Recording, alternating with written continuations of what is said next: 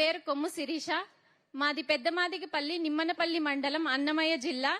మా నాన్నగారి పేరు కొమ్ము శ్రీనివాసులు, మా అమ్మగారి పేరు కొమ్ము సుజాత. మా తల్లిదండ్రులకు మేమిద్దరము ఆడపిల్లలే. మాకు చదువుకునేటప్పుడు చాలా ఆర్థికంగా వెనుకబడిన తరగతుల వాళ్ళం.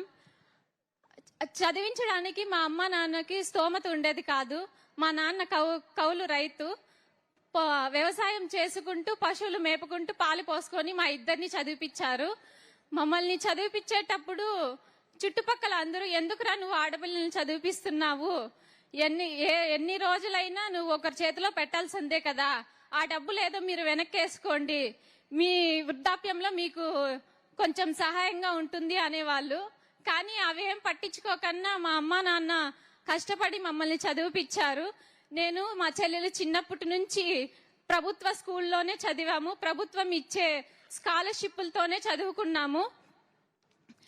చదువుకునేటప్పుడు చెప్పలేకపోయేవాళ్ళం అమ్మ నాన్నలకి, నాన్న మా ఫ్రెండ్స్ ఇలా ఉన్నారు, ఇలా కోచింగ్కి వెళ్తున్నారు, మేము వెళ్ళాలి, స్టడీ హాల్కి వెళ్ళి చదువుకోవాలి అని చెప్పలేకపోయాం. ఎందుకంటే మాకు ఆర్థిక పరిస్థితులు మాకు తెలుసు కాబట్టి, డబ్బు లేదు, మా నాన్న వాళ్ళు చదివిలేరు అనేసి నేను ఆగిపోయే వాళ్ళము. ఇప్పుడు ప్రభుత్వం ఇచ్చే స్కాలర్షిప్ల వల్ల మేము చదువుకోగలిగాము. ఈరోజు నాకు ఈ ఉద్యోగం వచ్చిన దానికి మా తల్లిదండ్రులు కష్టపడ్డ కష్టమే కారణం.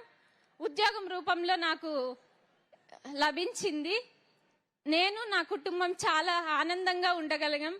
ఆ రోజు ఎందుకురా ఆడపిల్లల్ని నువ్వు చదివిపిస్తున్నావు అనే వాళ్ళకే ఈరోజు ఇది ఒక మంచి గుణపాఠం లాగా మిగిలింది.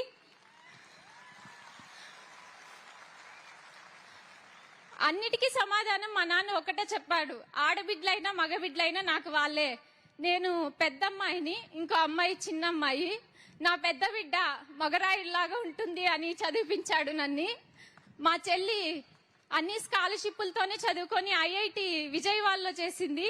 ఇప్పుడు ఎన్ఐటి బీహార్ పాట్నాలో చదువుతుంది సివిల్ ఇంజనీర్ గా. ఇన్ని కష్టాలని అధిగమించి వచ్చిన దానికి మా అమ్మ మా నాన్న కారణము. నేను ఉద్యోగం సాధించడానికి కూడా మా అమ్మ మా నాన్నే కారణము. ఇప్పుడు మాకు ఈ నియామక పత్రాలు అందజేస్తున్నందుకు గాను సీఎం సార్ గారికి ఆస్పిరెంట్స్ అందరి తరపున ధన్యవాదాలు తెలియజేసుకుంటున్నాను.